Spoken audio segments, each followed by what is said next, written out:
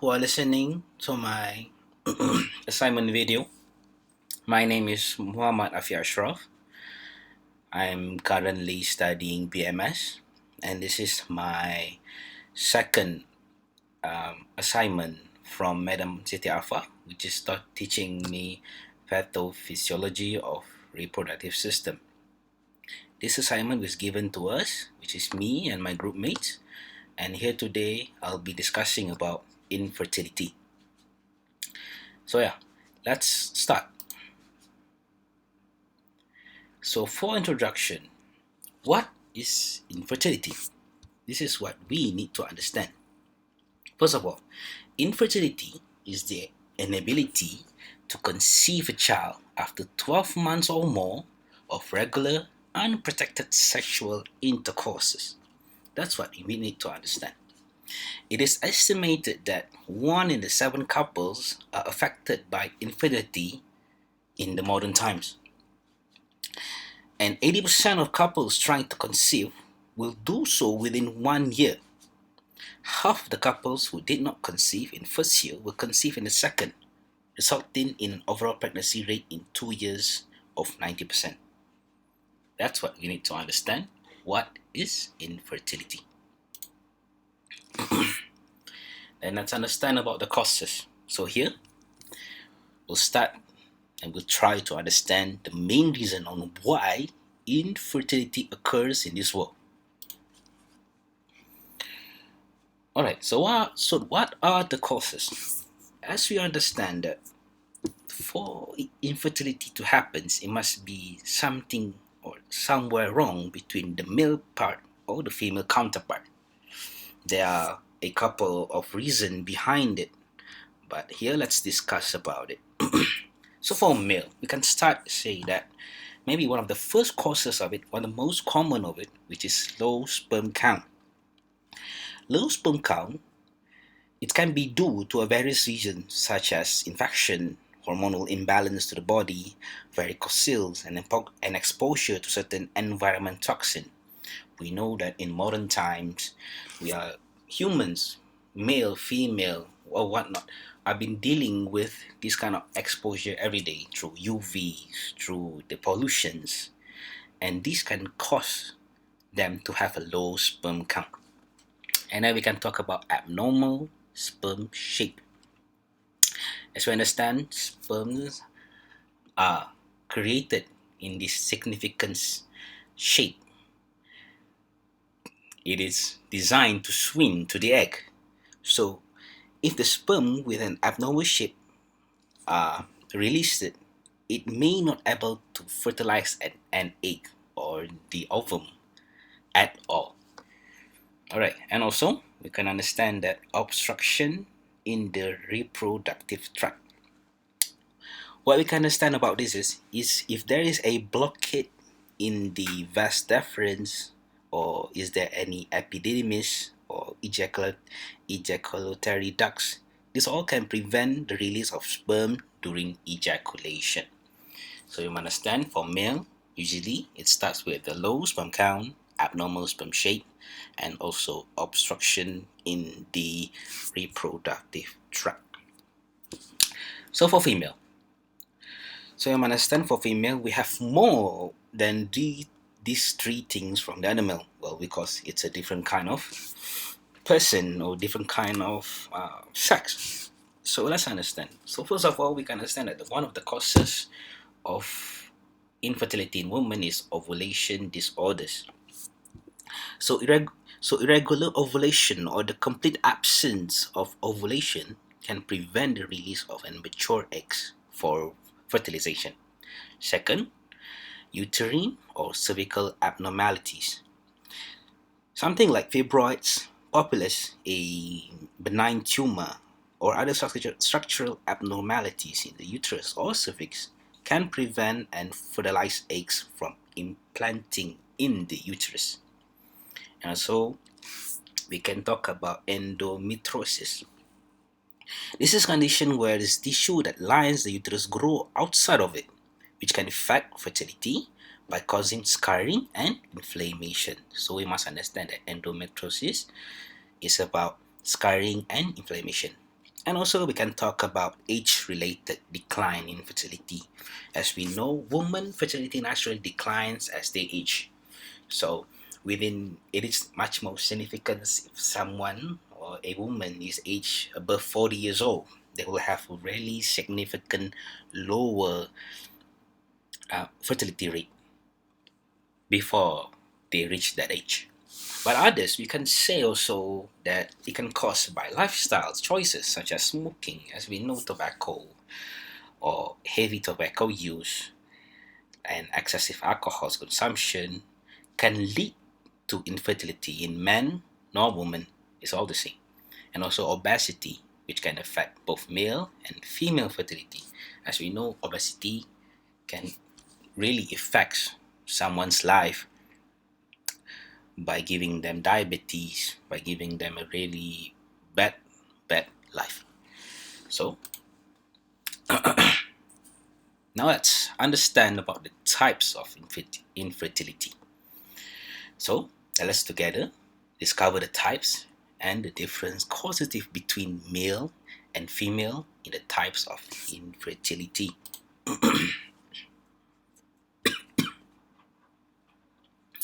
You must understand that now we will talk about the types of infertility in male.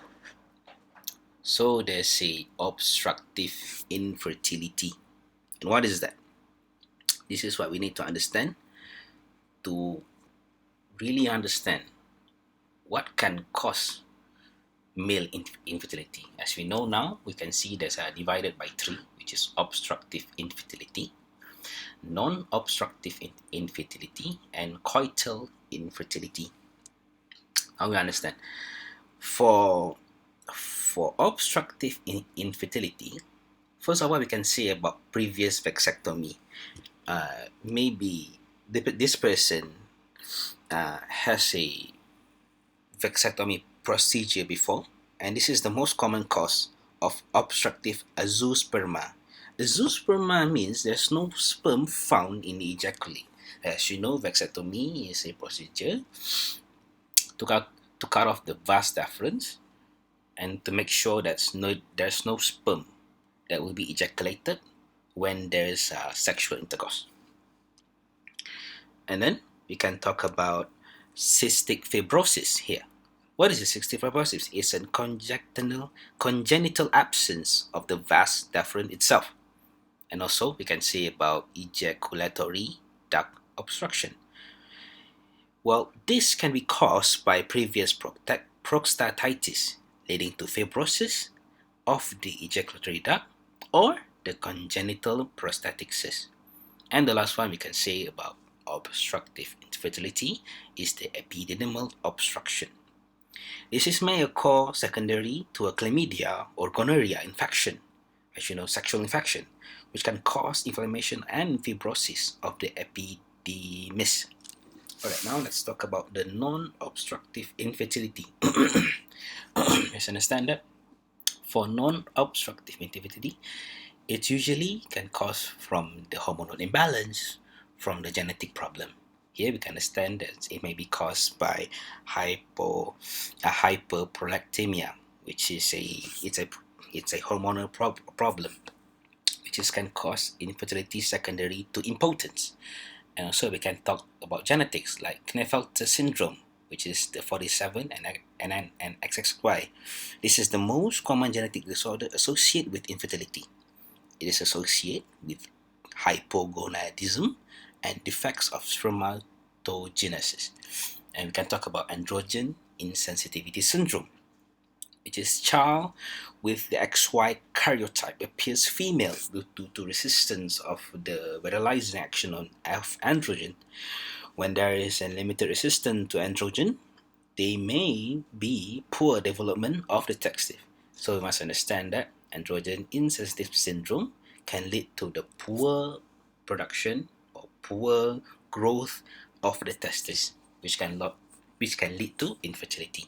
And then we can talk about Kalman syndrome, which is a form of hypogonadotropic hypogonadism.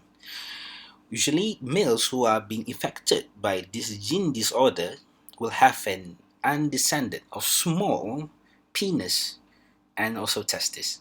And then we can talk about cryptochaldism, which is a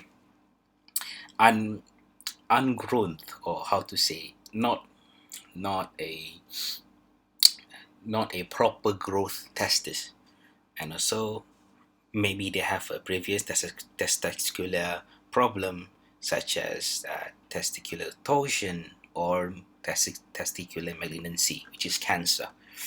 And also about and then we can talk about coital infertility. You must understand that coital infertility means it happens because of the organ itself. So first we can talk about erectile dysfunction.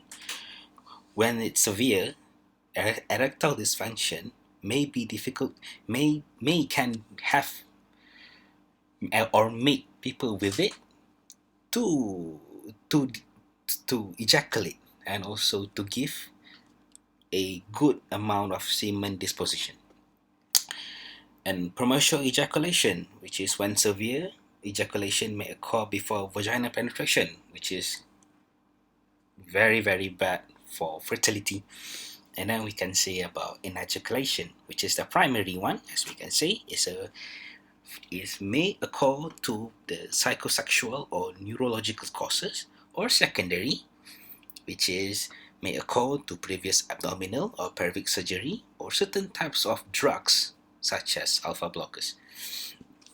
And then we can say that it can cause by retrograde ejaculation or penile deformities such as Baryon disease, hypospadias.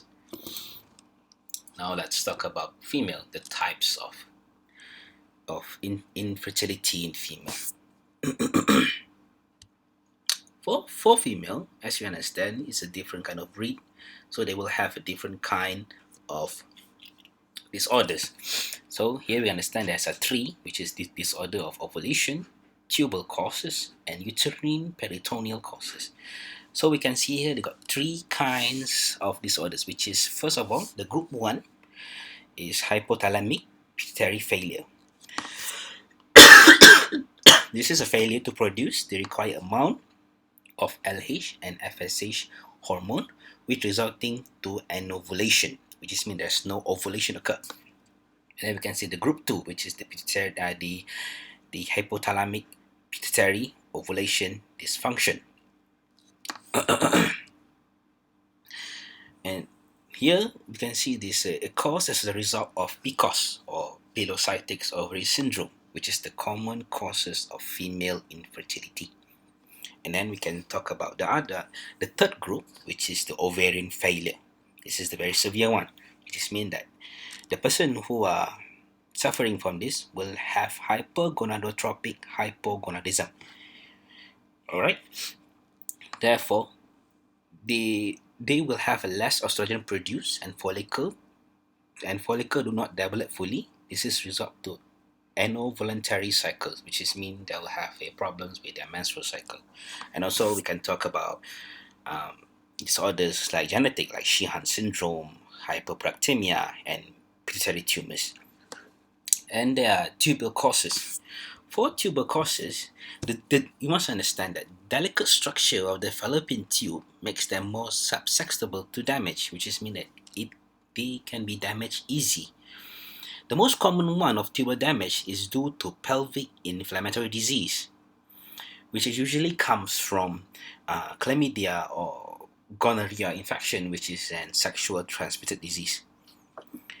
That's what we must understand about tubal causes.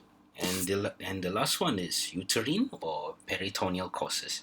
Here are the types of uterine and peritoneal causes. Well, the most prevalent uterine or peritoneal causes is endometriosis, as we understand just now, which cause inflammation and adhesion in the pelvic that can distort pelvic anatomy, as we must understand. So other than that, we can say there are cervical mucus dysfunction or defect about it.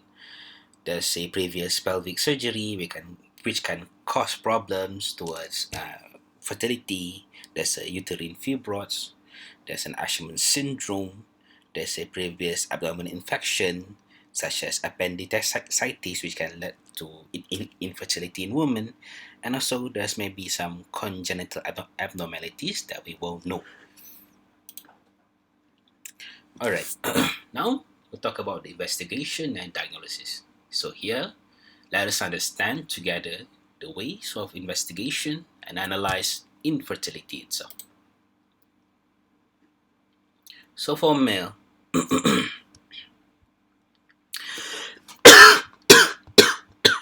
I'm sorry.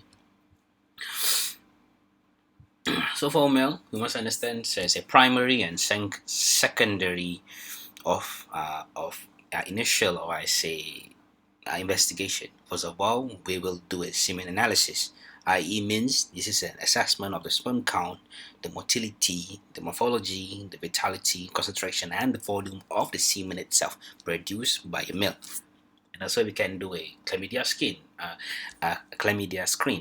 Just mean we can do a sexual transmitted disease check to the person, to the male itself, to see if there are any STDs in their system.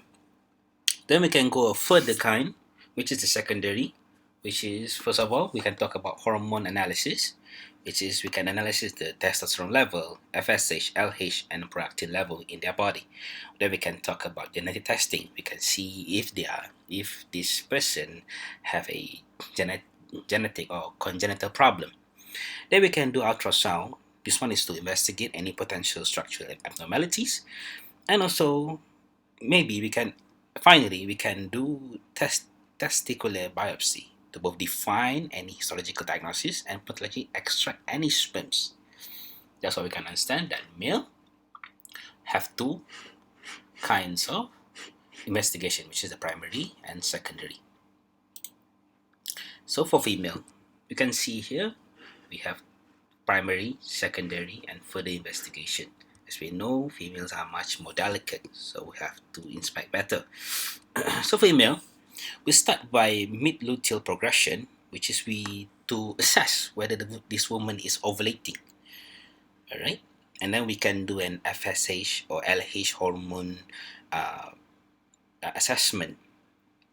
So as we know that poor ovarian function may be indicated by high levels of FSH and LH, which both cannot be in the same level.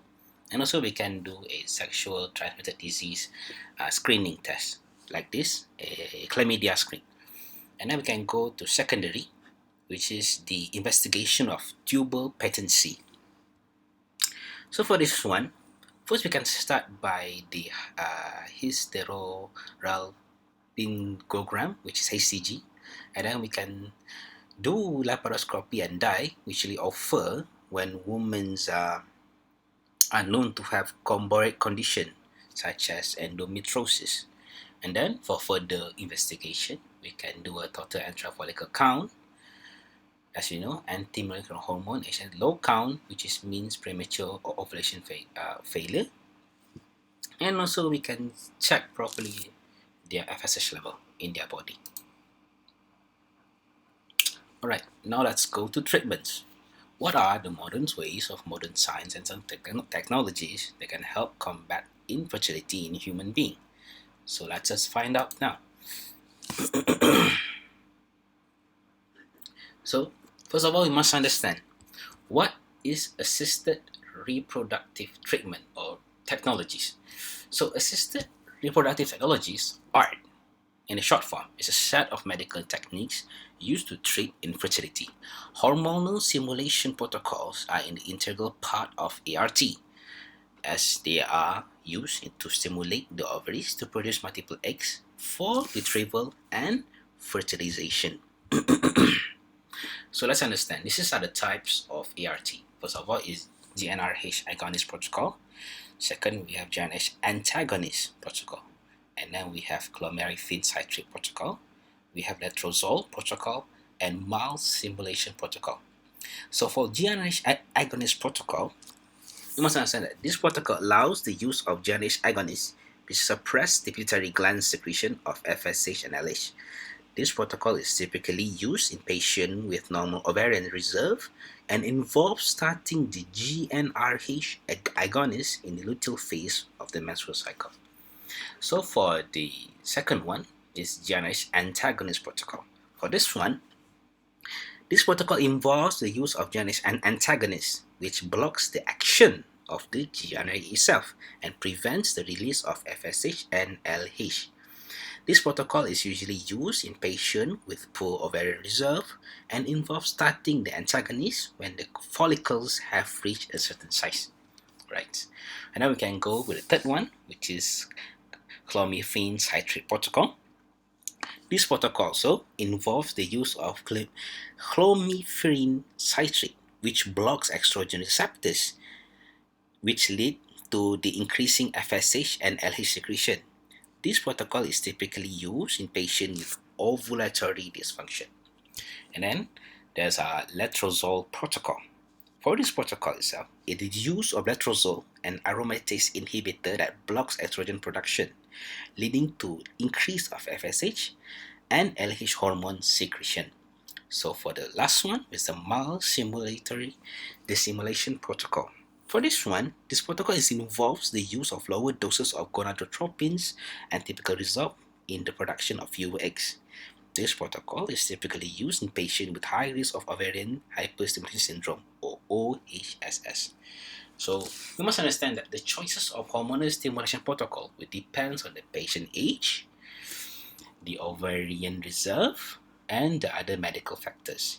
Each protocol has its own advantage and disadvantages, and this decision should be made in consultation with the reproductive endocrinologist or infertility specialist, i.e. OBGYN and those specialist doctors.